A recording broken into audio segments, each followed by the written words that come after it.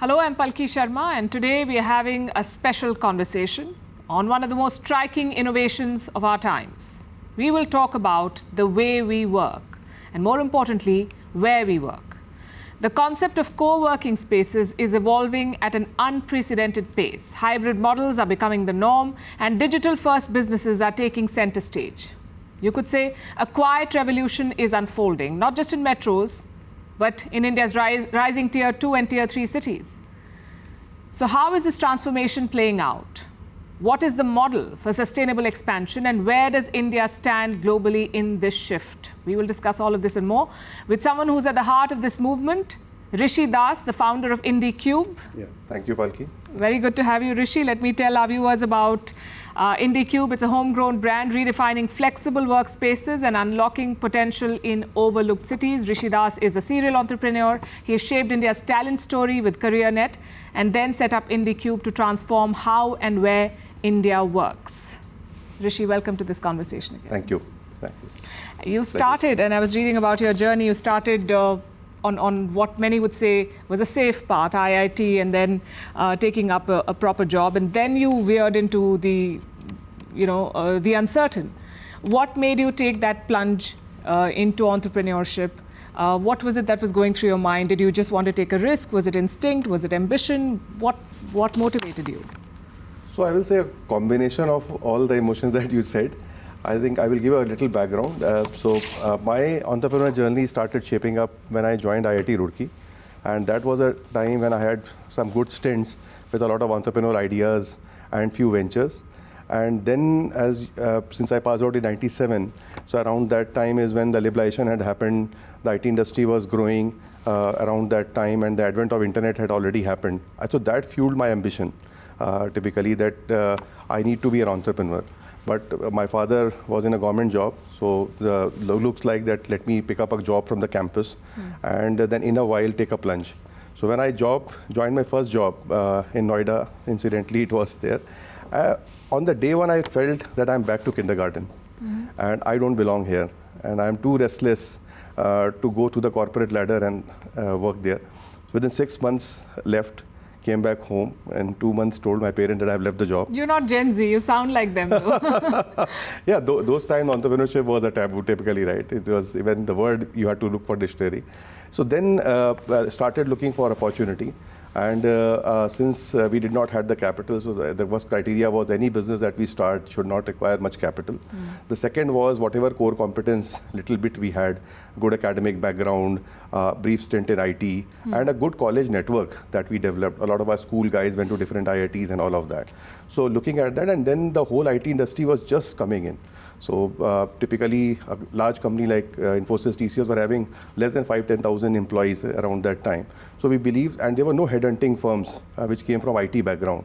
So we thought that's a perfect opportunity, and we took the plunge. And along with my brother, who passed out from IIT Delhi, we both co-founded CareerNet.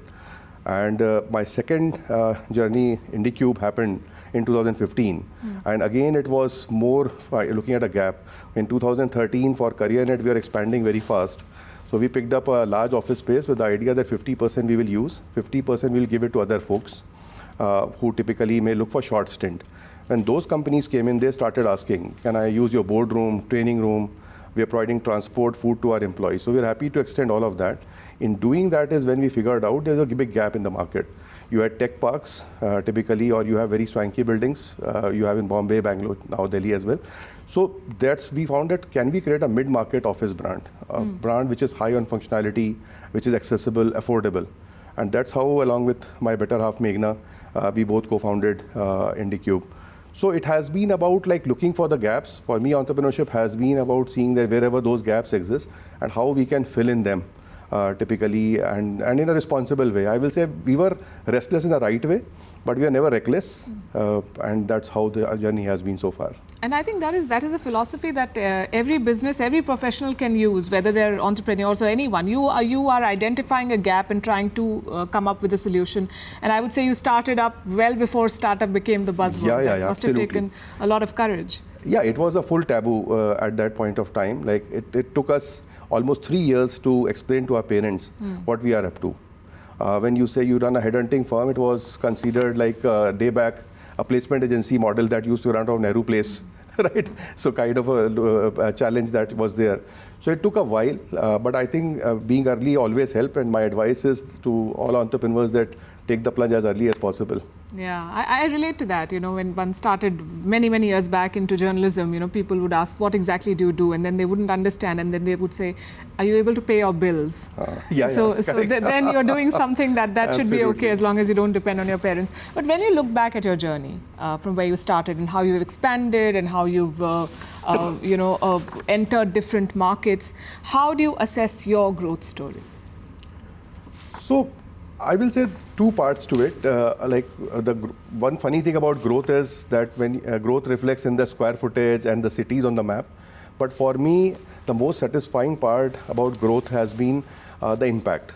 That today when I walk into IndiQube commune and see a company which started with 5 seats and today is looking at a full floor to occupy, or if I look at a GCC, Global Capability Center, starting in a tier 2 city, I think that's the impact and that's the momentum that we are able to generate.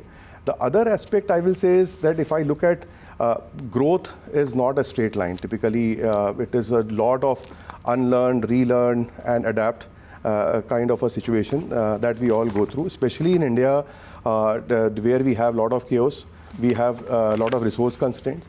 So I think for me, growth has been about doing more with less all this while and generating or innovating in a constrained environment. You've thrown so many things there in the mix that I want to, dwell on. You started with CareerNet, where you dealt with talent and recruitment, and then you created these workspaces. How has the experience from the first stint shaped your learning for the second one or your decisions for the second one? And I ask because we all work with a younger generation that is looking for way more than a paycheck. They're looking for, as you put it, an experience. They're looking to be part of something bigger. They want purpose. They want a whole lot of things from their job. So how does a workspace come into the picture there? So our CareerNet journey has been a big, I will say, teacher all this while for us. If you look at few things which we have realized is the way IT industry added first 5 million people. The next 5 million people are going to add it in a completely different way. The gig economy and many-to-many kind of jobs, relationships, as you can see today, the advent of AI and all of that. So that is one big challenge we see. The other thing is growth does not, or good companies do not grow in isolation. They grow into ecosystems. So when we started CareerNet way back in '99, we could see Bangalore emerging as that kind of a cluster, that kind of an ecosystem. So that's, and I believe that if I would have started any other place, our destiny would have been quite different from what it was. We started with placing people, where we are essentially finding CVs, sending it up. But over a period, I figured out that recruitment is a supply chain business. There is so much to recruitment before sending the CV and after. The job descriptions, the whole assessment, then the background checks, the workflow automation, and we did all of that. So that ecosystem thinking very clearly seeped in, typically. And these were some things which, when we started IndiQube, came in very handy. We are very clear that we are not going to be in the business of just renting spaces. We have to provide a full ecosystem which provides plethora of B2B and B2C services. The other thing is the employee is the hero of the story. Look at the biggest consumer of office spaces in India is the IT industry, followed by startups, now GCCs and all of that. The big reason why these companies invest in good quality office spaces is to attract and retain the employees. Rarely their customers come to these spaces. So whatever can improve their employees' life, their outcomes, is something we focused on. The employee centricity part of it was very central to the whole thing. So these were some of the learnings that we applied early on when we started IndiQube. And so then you also become part of the growth story of the brands that rely on IndiQube. Yes. So that I'm sure has... So it was very seamless for us. We understand what these companies look for, what they stand for. So it was quite seamless for us.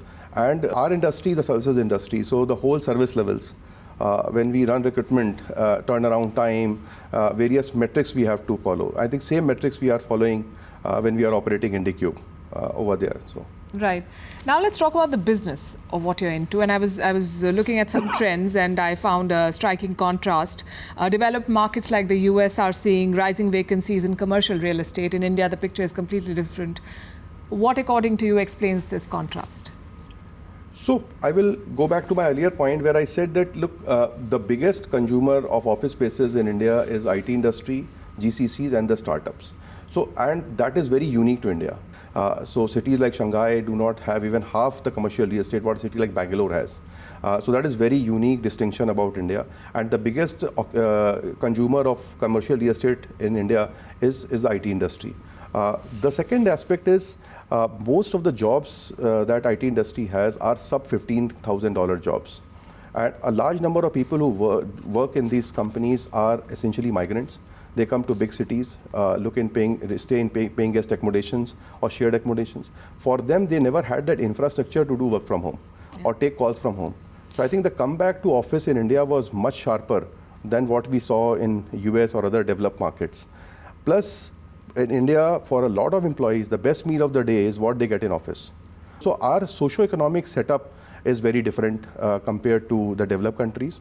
The other aspect is the way we are adding infrastructure. Look at all Indian cities are adding metro connectivity, the highways are getting built over there. So as a result of that, a lot of new cities and new opportunities are getting created and new gaps are getting filled. India is still getting built. So we have a lot of headroom typically, and with our kind of industry coming in, the way people are consuming real estate is changing. So India clearly is driving that change. And we are the 1.0. I can't think of any other parallel to India anywhere in the world. Yeah, that was a very, very interesting insight that for a lot of Indians, for a lot of Indian workers, they're still an aspirational workforce, and an office is a very important space. Yes. So they spend a big chunk of their day in an office, and that space has to be so good to as to retain that talent. But as we as a country make a push into manufacturing, for instance, and it's going to take some time, Yes. Do you still remain bullish on this story? Yeah, absolutely. I think the services sector, the software sector, in one way or the other, even with the advent of AI, will continue to grow. In fact, manufacturing R&D is big. Today, if you look at a lot of global capability centers, a lot of them are setting up very big R&D centers for manufacturing design and those kind of, like we have large business in Chennai now. A good number of our customers are typically into logistics, manufacturing, having their R&D centers. And we already are now getting a lot of requests from industrial towns where India is planning to set up fabs and all, where there is hardly any office space infrastructure. So we see that manufacturing will fuel a lot of office space requirement as well. And the way you see these trends, do you think that India can give a good template for the rest of the world to follow in the workspace market? Absolutely. Like if you look at, because today there is so much of focus on sustainability, there is a lot of constraint, there are cost pressures which are there. So our model may not be the perfect model, but possibly the best model. So definitely I see that if any developing countries have to look at the next 5 billion, 6 billion people, I think our model is what is the future, not what was done in the Western world. You know, the pandemic brought a hard shift. There was work from home. You rightly pointed out that a lot of people did not have the luxury of working from home, given the constraints. Then people were called back, but a lot of people in cities have tasted that freedom, that flexibility. And so hybrid work is the name of the game. Yes. In a scenario like this, what does workspace mean anymore as a manager today, or as an entrepreneur, or someone else who's starting up a business? How do we approach this question that what is a workspace? It is way more than a desk and walls. We understand that. But what is it that we should be looking to give? What sort of expectation should we be setting for our teams? So I always tell my team that we are not in the business of providing workspaces. We are in the business of creating experiences.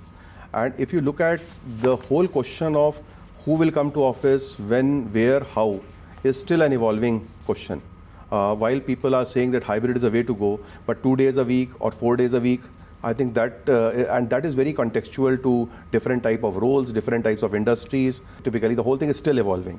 But one thing is very clear, today most of the employers are saying that let's woo the employees to come back to office. What more can I do? Can I provide transport? Can I provide food? So employee experience is paramount today. The other thing is coming to office is no longer just about presence. It is about basically the impact that you are likely to make in your workspaces over there. So the whole focus is so much on culture building, collaboration, typically the community aspect of it. So that's taking a lot of precedence for a very large number of companies over there. Even the physical spaces that we are designing are changing. Look at over the last decade or so, the dedicated spaces in offices are shrinking. The collaborative spaces are increasing over there. What used to be a curvilinear workstation is a linear workstation over there. Data has moved to cloud and all of that. So there is a lot of fungibility that is expected even in the physical spaces. Your cafeteria should be able to double up as a meeting space. You should be able to have a lot of your furniture in the office which can be foldable, which is height adjustable, or even on shorter notices, how you can flip your interiors typically. So if you look from all aspects, this whole hybrid working is impacting the whole scenario, the way people work from offices. And I was, of course, reading up on this, and I noticed two interesting trends. One is the noticeable shift in India's growth story. The growth is happening in tier 2 cities in Kochi, Coimbatore, Jaipur, and other cities like these. And the second is that these cities and the people who are part of this growth journey are looking at upgrading the existing infrastructure rather than starting from scratch. And you've been promoting both these ideas. Can you tell us more about the strategic thinking behind this? If you look at, I will go back to my earlier examples. Earlier, people were going where work was. Now, work is going where people are. I think that's a big shift after COVID. And what was inhibiting this to happen was the middle-level talent. Like you needed that 10% managers who are willing to go to a place like Lucknow or Coimbatore, which was not happening. Post-COVID, I think that movement has started to happen. The tier 2 cities in India, they have good social infrastructure. Most of them are state capitals, typically. Look at the connectivity. Today, the digital connectivity, physical connectivity, financial connectivity, all that is excellent over there. So these cities are at a very, very good inflection point. And I think there is a big take-up happening over here. India has 50 cities which have a million plus population. A country like China has more than 100 cities who have million plus population. So as our urbanization is going to pick up, so I am seeing that there is a big democratization of jobs happening, jobs going where people are. So that is fueling it, and we are trying to see that wherever we have good latent demand and how we can tap into those cities and expand over there. Coming to the other point you talked about, the renovation. So that's again a massive opportunity. Like I again give this example that when you have two options. You can plant a sapling or you can nurture the soil so that the existing plant grows well. Today, almost 50% of real estate in India, commercial real estate in India, is more than 10 years old, typically, and beyond. And a lot of this real estate requires upgradation. A lot of this requires transformation to green over there. So there is a massive opportunity in that. And again, take the example of Bangalore. Like 10 years back, everybody wanted to go to MG Road in Bangalore. 20 years back, 10 years back, nobody wanted to go to MG Road because metro construction was going on. But with metro getting completed, people want to go back to city centers. Look at Nariman Point, post the C-Link and all will come back to life. As city centers are coming back to life, it is very difficult to do greenfield projects. New projects are going to be very expensive. They are not going to be so environmentally friendly. So we see that a lot of older stock, which was done 30, 50 years back, will come up for renovation. And that's what we are doing at IndiQube in a very big way. And this is good for sustainability. It is very capital efficient, and it is much faster, typically, to develop. So we see that as a huge opportunity area.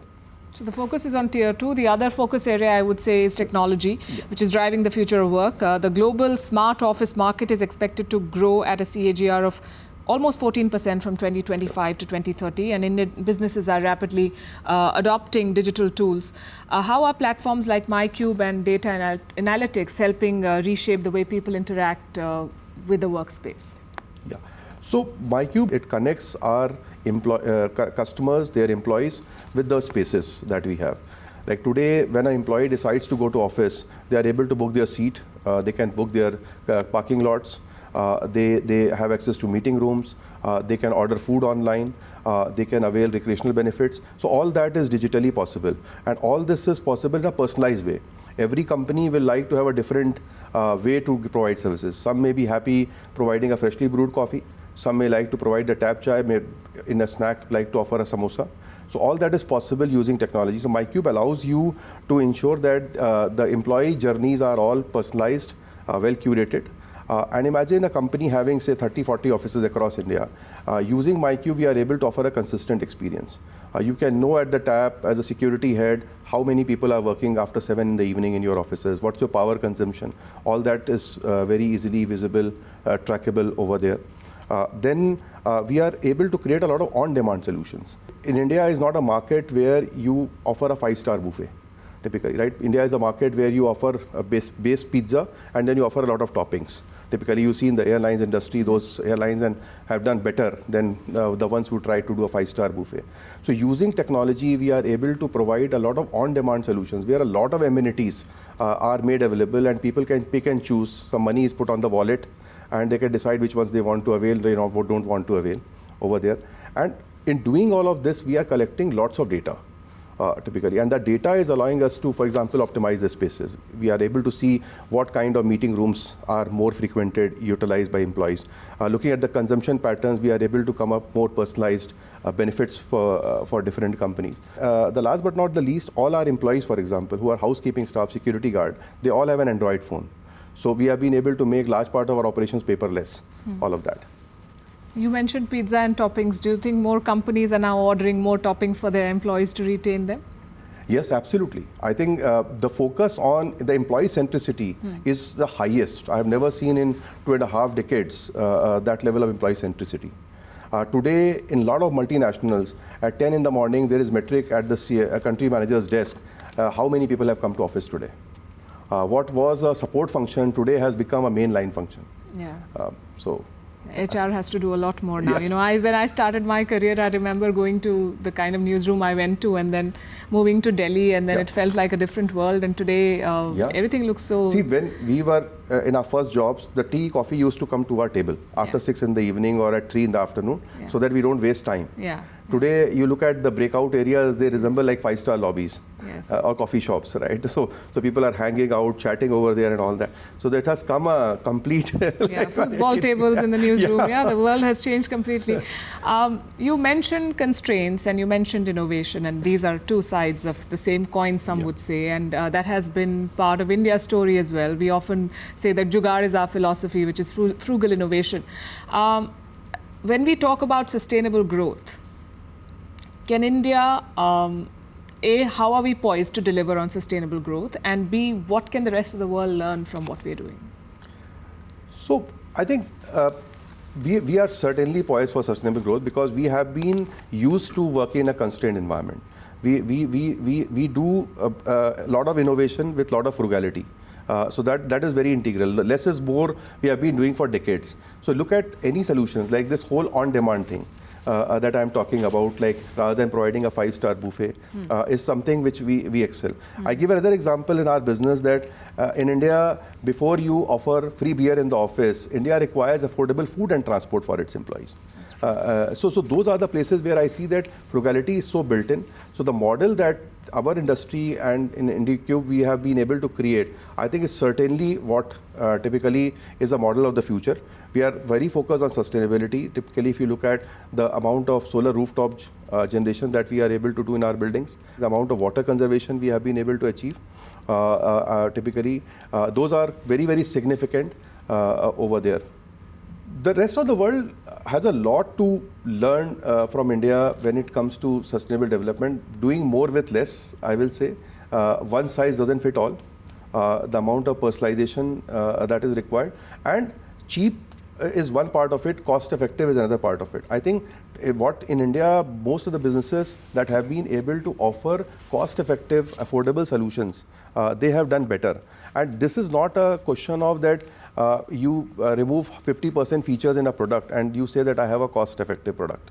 That requires 1.0 thinking. On the ground, you have to see that what problems are there and how you can come up with a cost optimized solution. And at the price points at which India is offering workspaces, good quality spaces, I think the Western world is not even close to that. It is 3 to 5 times more expensive. So our model eventually will disrupt in a lot of ways those countries as well. Right.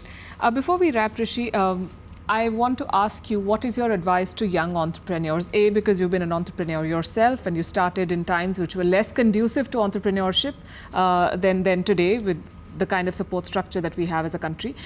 B, also because you've dealt with hiring, recruitment, dealing with people, offering solutions. So there are a lot of areas where you can possibly guide young people. So what would you say to them?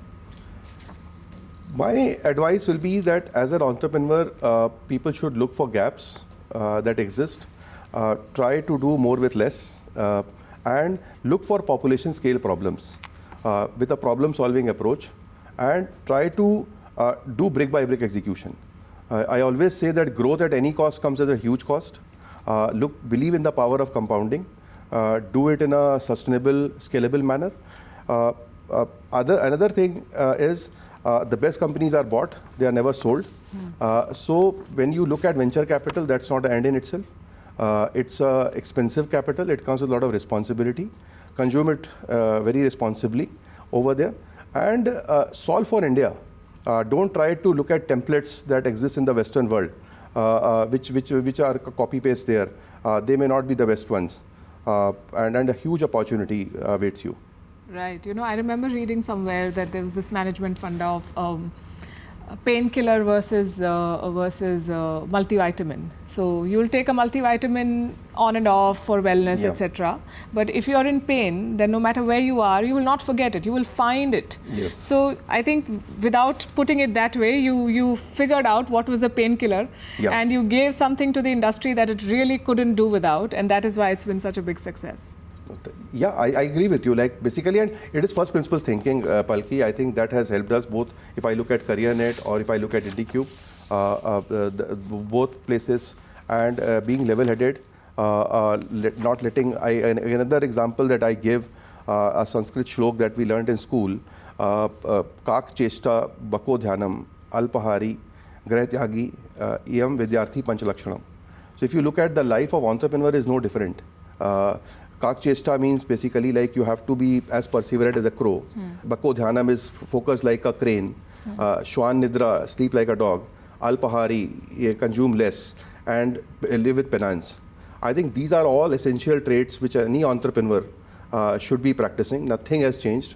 Typically, there have been phases where suddenly you will feel that you are not growing large enough or fast enough. But the basic principles remain. Just remain focused, stay away from the limelight. Put down your head. Saying this to the wrong person. Stay away from the limelight.